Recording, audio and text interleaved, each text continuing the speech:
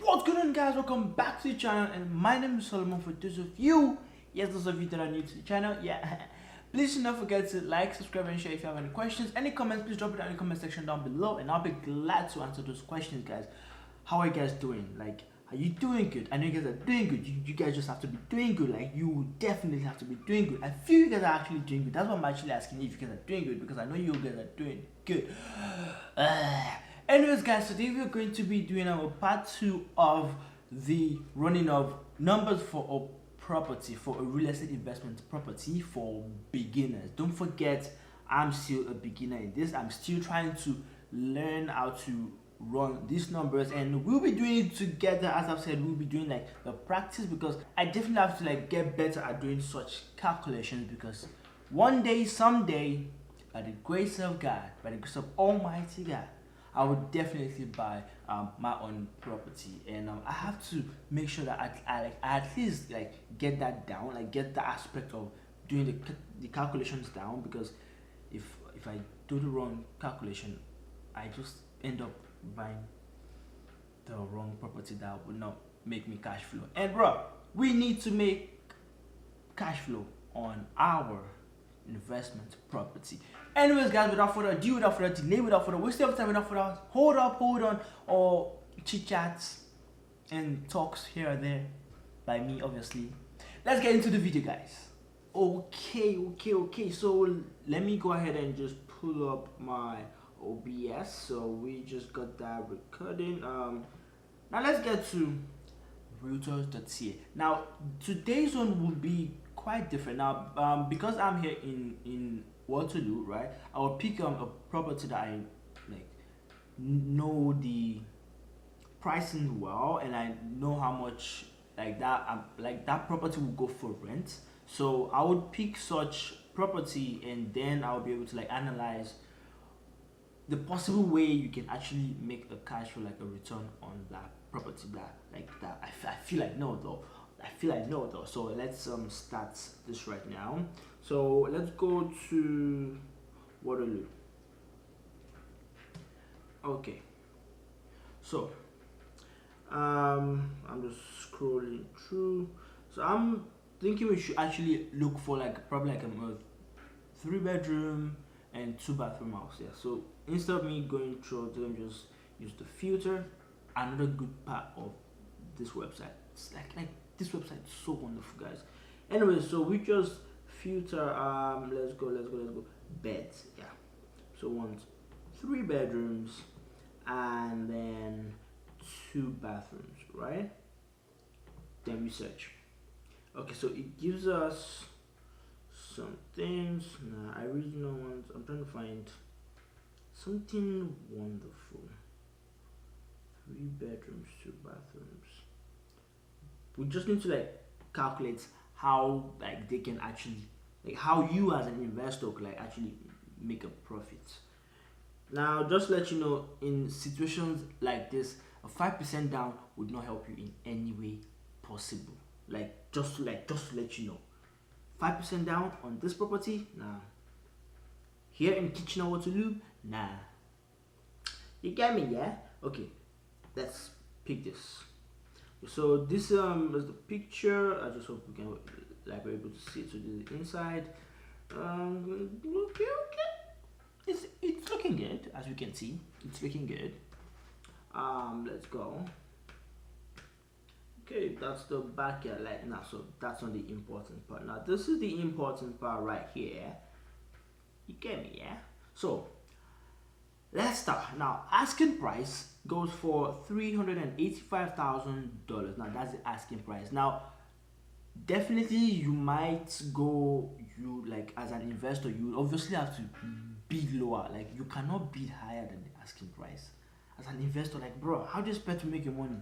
Because me, number one rule in real estate is you make money from the buy. So if you buy a property higher than the asking price, I'm like, bro, is you okay? So you just have to make sure you buy a property at a very good price, which is always below the asking price. So we're just assuming this is the price that we'll be going with, this is the price that you're going with. But like, if you're doing your own calculations, you just have to put in the price that you feel, or that you already know that, okay, yeah, I can buy this property for this amount. Okay, now using the 5% down, it shows that if you're putting 5% down on $385,000, you would have to be paying like $19,250. Now, just to let you know, right, a rental property like this, if you want to purchase this, and currently right now, any rental property for like 3 bedrooms and 2 bathrooms here in Waterloo actually goes for between $2,000 and $2,300. Sometimes it goes up to $2,500. So let's actually just stay in the middle. So let's go for $2,100. That's how much you can get this property as a tenant. So that means you're paying $2,100 every month. Now, you as an investor, you have to come in as, okay, so in this area, right, 3 bedrooms, 2 bathrooms goes for like $2,100. Now that means all my expenses at the end of the month, which is my if I'm paying utilities, so utilities, my mortgage, property tax, property insurance, and maintenance. Now the total has to be $2,100. If it's not $2,100, bruh, you'd have to be paying from your pocket. Now, put in mind that we are looking for cash flow here, like something we need to be putting in our own pocket, not something we need to be giving out from our own pocket. So, because, bruh, I'm not ready to be paying for my property from my own pocket. So, you get me? So, we have to find a way to make the tenant pay for this. So, definitely 5% down would not be able to work, because if you do 5% down, let me give you some amortization calculations. So let's go for 25 years, and as always, we'll go for 5%. Now, I went for 5% for like every scenario, right? Which is scenario 1, scenario 2, scenario 3, scenario 4, which is the 5% down, 10% down, 15% down, and 20% down. Now, based on what I'm seeing here, because I have to go on based on the total mortgage payment, which is all this. Based on what I'm seeing here, as we've said, the tenants has to be paying all our expenses, and we are charging the tenants $2,100 per month. So if our expenses are more than the rent, it's a no deal for me. Don't forget, we are learning. For those of you that are experts in this, please, if I do make any mistake anywhere, please correct me. I am open to corrections. You get me? Thank you. Now, scenario 1, which is 5% down, would definitely not work, because this total mortgage payment is higher than the rents that the tenant will be paying. So nah, I'm not interested. The next scenario 2, 2078, is lower, but that doesn't make sense to me. The next is scenario 3, which is for 15% down, and the total mortgage payment will be $1,957.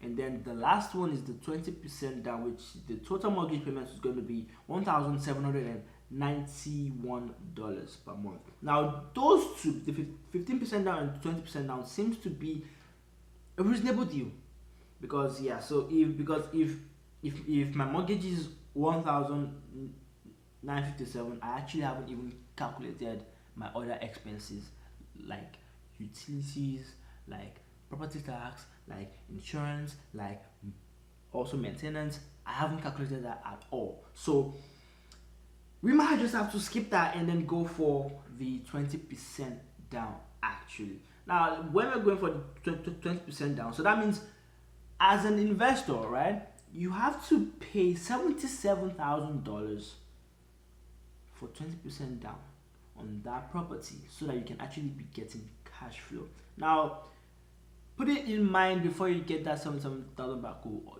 definitely be a while, but it's an investment. Investments to me are not short term. My investments are long-term investments. So let's just continue. So this is the amount. So we're going for scenario 4 right now.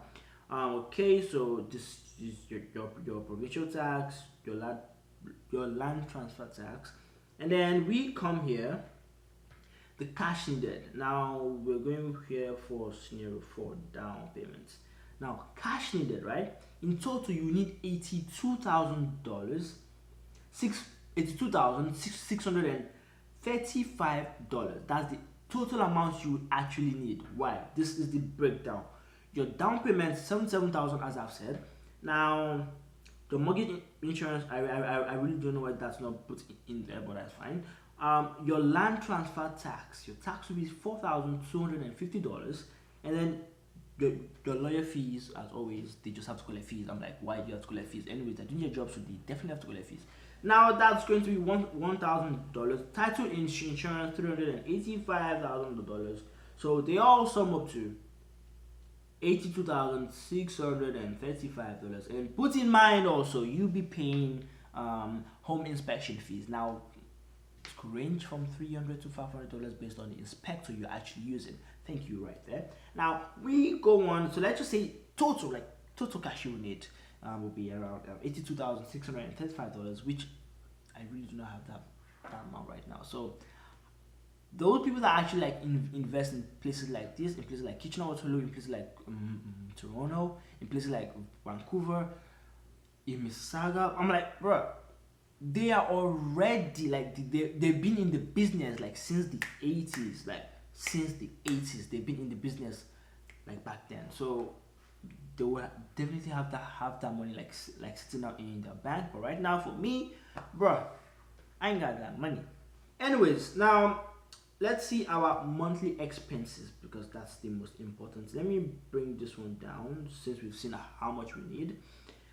Total expenses. So okay, then your property tax, your monthly debt payments, blah, I don't know. Now your utilities. Now, are you going to be paying utilities, or the tenant will be paying utilities?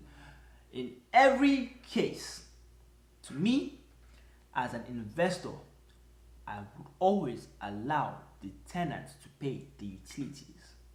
It's a must. Thank you. So we are going to be taking this out for the utilities. It's going to be $0. Property insurance, we cannot escape that. Phone bill, I am paying no phone bill, bro. I am paying no phone bill. Cable, I am paying no cable. 0. And then internet, I am paying no internet. So based on what I'm actually seeing here, it shows us that our total would be $2,242.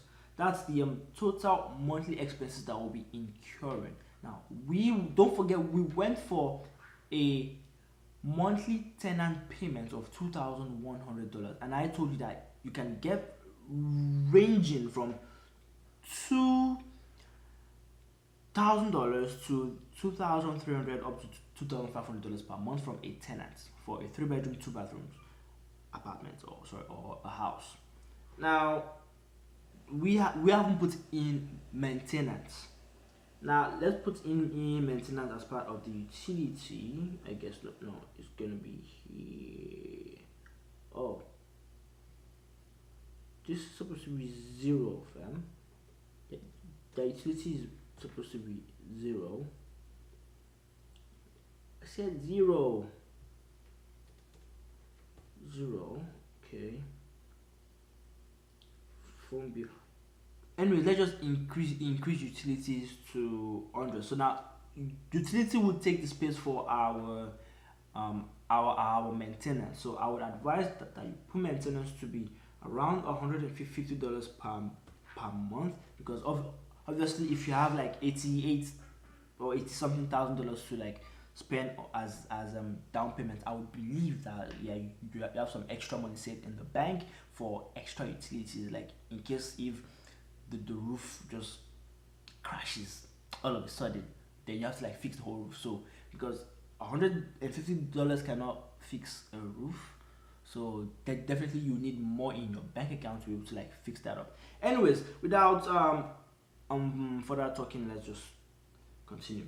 Now, so we put 150 as for maintenance, so it's not for utilities because there's no space for maintenance right here. Now, for a property manager, let's assume this is our first property, so we are not paying any property manager, fam. I don't do property managers. Let's continue. So that means in total, the monthly expense is going to be $2,312. Now, do not forget we are going with the 20% down. Now, my best guess, if we went with the 25% down, which I'm actually unable to put into this calculator right here, if we went with the 25% down, I would assume and presume that the total monthly expenses probably would reduce to around $2,000 or like $1,900. That'll be like total expenses. But if we are going with this, the 20% down, which shows that our total expense is $2,312, and a tenant somewhere in Waterloo is paying $2,100 for 3 bedrooms, 2 bathrooms. In my own end, if I want to make cash flow, I would have to make sure I'm charging the tenant that is coming to live in my own property more than my monthly expenses. Now, my monthly expenses here that is like it shows here is $2,312. Now, which means, bro, I just have to charge you $2,400. Thereby, I'm actually keeping. Let me see. I'm actually keeping around the ballpark of like 80 something dollars as my cash flow. Now, there are other things to like actually put into consideration when you're buying your investment property. Just put in cash flow, 1, just to put in appreciation, 2, and 3, just put in value. Now, value is the most important thing after cash flow, or cash flow then, or value then cash flow, or cash flow after value, whichever way. But like those two things, cash flow and value of the property they are very, very important. Appreciation just comes with the comes when the prices of houses in the market at that point in time increases, then the price of the house then increases also. But I would say do not put in mind appreciation that much. I would say you should just put in mind value and cash flow. Value, you get value from the price you buy the house. Do you get that? In some other videos, I'll like explain the value aspect of real estate better based on my understanding. Don't forget, I'm a beginner, I'm still learning, I'm still new to this, and we're learning together. We are learning together, we're in this together, guys. I got you guys. So as I've said, cash flow and value. Now here, based on the scenario that I actually provided for us here, for us to be able to make cash flow, like a decent cash flow, even if it's like $80 per month that's coming into our pockets, that is nice.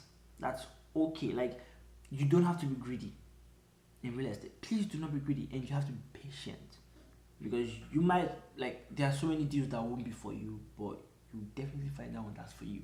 So as I've said, we will just have to charge the tenants probably $2,400 or $2,450 per month for 3 bedrooms, 2 bathrooms. And I'm sorry, if you do not want it, then cool. As far as I know that my property is in it's in a prime location, close to schools, close to bus stops, and close to like good amenities, close to stores, bro. That environment is is wonderful, and I would charge more for environment though, or if there is peace in that environment, I'll obviously charge more for like the house. So anyways, guys, I hope this was actually helpful. If I did make any mistakes, please, those experts that would be watching my videos, please, I pray, I hope you guys actually do watch my videos. Please, please, please, please, please, and please drop it down in the comment section down below, like the mistakes I made, and please let me know where I went wrong. Okay guys, thank you very much for watching. Thank you very much for staying tuned, and thank you very much for actually listening to me talk to you about real estate, since we are both beginners. And as I've said again, like I'll keep on repeating, because I am open to learning. Those experts that will be watching the video, please drop a comment in the comment section down below where I went wrong. For those of you beginners like me, you can ask me any questions you guys want to ask, and I'll be glad to answer those questions in the comment section down below. Anyways guys, thank you very much for watching. Please do not forget to like, subscribe, and share, and drop any comments you have in the comment section down below, and I'll be glad to answer those comments and reply to those comments, which are both the same thing that I just said. Anyways guys, I'll be seeing you guys in the next video, and as always guys, stay safe.